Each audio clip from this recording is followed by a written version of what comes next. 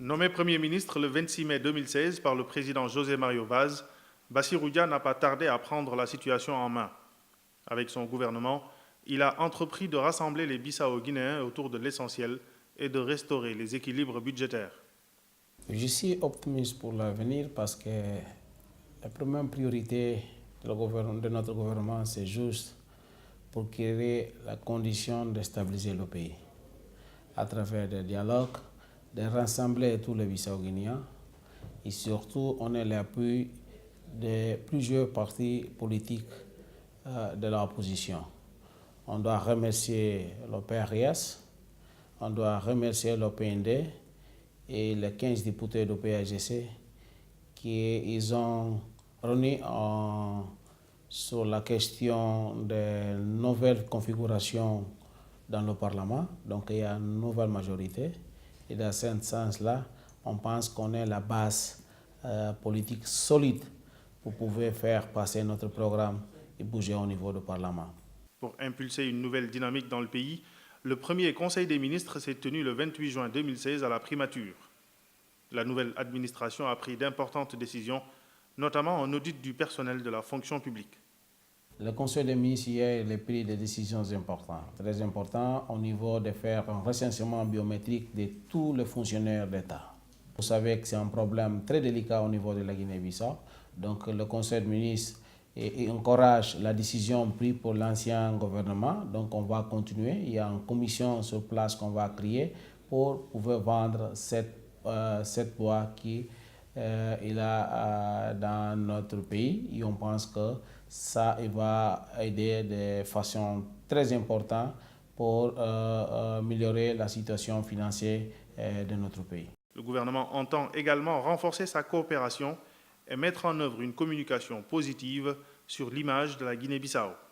Ça, c'est un de notre objectifs, de promouvoir la bonne gouvernance et la coopération internationale et sous-régionale.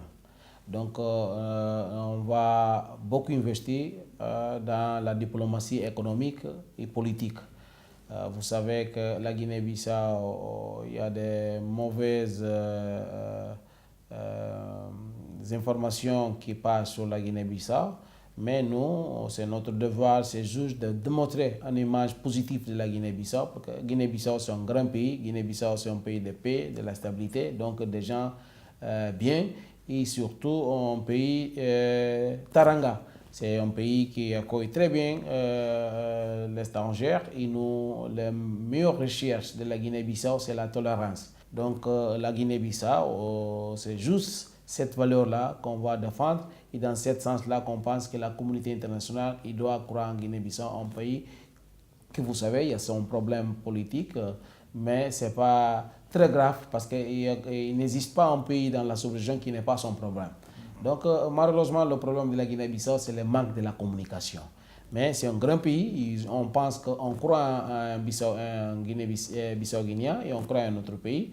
Donc on pense dans ce gouvernement, on doit prendre toutes les mesures nécessaires pour qu'on puisse démontrer une nouvelle image de la Guinée-Bissau, une image positive de la réalité concrète de Guinée-Bissau. Dans le cadre de cette stratégie de promotion de la Guinée-Bissau, le Sénégal ne sera pas en reste. Le Premier ministre Bassirou Dia souhaite œuvrer pour le renforcement des liens entre les deux pays voisins. Vous savez, le Sénégal, c'est un pays frère. Nous sommes liés au Sénégal pour le sang. Et c'est le même peuple.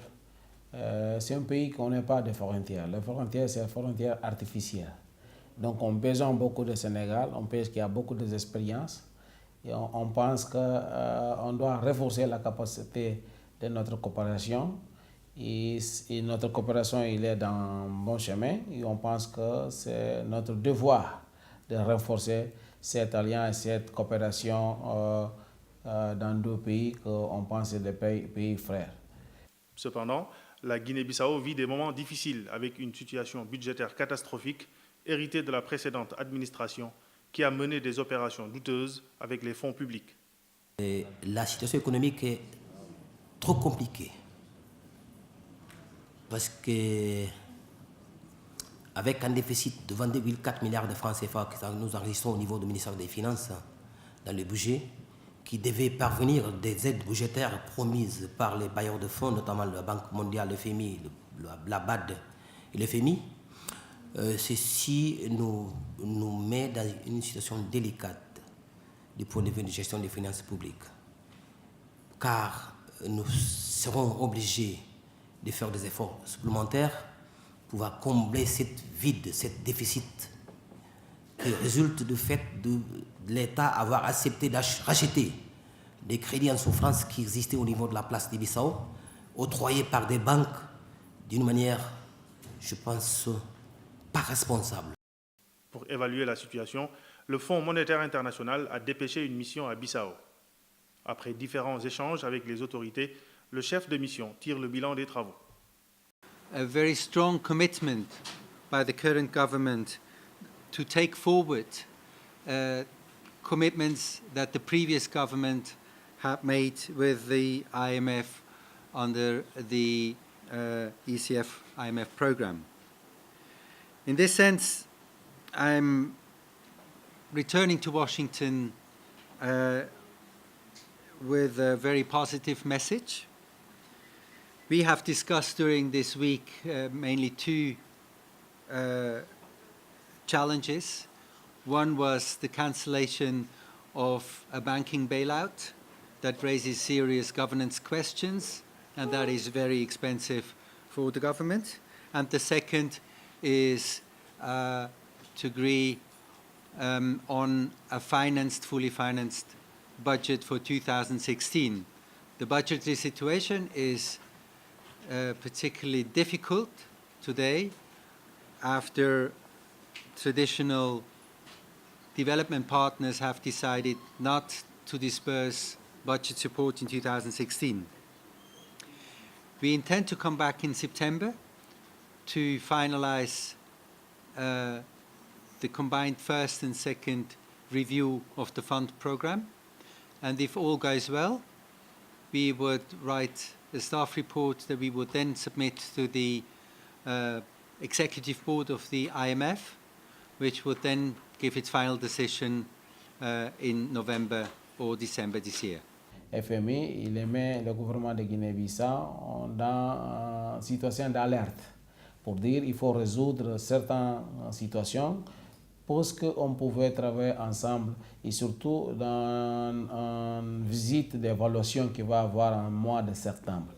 La question qu'on discutait avec l'FM, c'est la question des contrats de l'État avec certaines banques privées au niveau du pays. Un contrat qui n'existe pas, il manque une garantie juridique.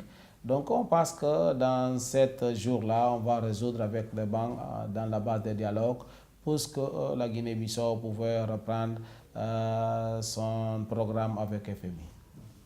En attendant le retour des experts du FMI, le gouvernement a pris des mesures pour améliorer le niveau des recettes, notamment par la mise en place d'une taxe sur certains produits. Lorsque nous allons décider d'augmenter le prix, nous allons bien cibler les produits qui seront visés, notamment l'alcool, les cigarettes et d'autres biens qui ne sont pas essentiels à la consommation des citoyens normaux. Ceci étant, je vous dis que si vous regardez les tarifs douaniers qui sont pratiqués à la douane de Bissau, vous allez constater qu'il n'y a pas eu de changement qui justifie cela. L'augmentation des prix que nous vécons au niveau du marché de Bissau, sur la place de Bissau, ce n'est qu'une spéculation que les gens sont en train de faire. Des taxes qui vont être prélevées, des taxes qui vont être ajustées seront des taxes sur des produits bien identifiés et que, pour nous, ne sont pas produits de première nécessité. Les nouvelles autorités envisagent également des poursuites contre les auteurs de ces opérations douteuses qui ont aggravé les déficits. En tant que gestionnaire, on a compte à rendre le peuple. Oui, c'est parce que vous êtes investi de pouvoir en tant que ministre que vous allez faire n'importe quoi, excusez-moi le mot. Le moment venu, c'est qu'une fois cette gestion seront sanctionnés, seront mis devant la justice. Cette décision traduit l'option ferme prise par le gouvernement de promouvoir la bonne gouvernance dans l'intérêt du peuple bissau-guinéen.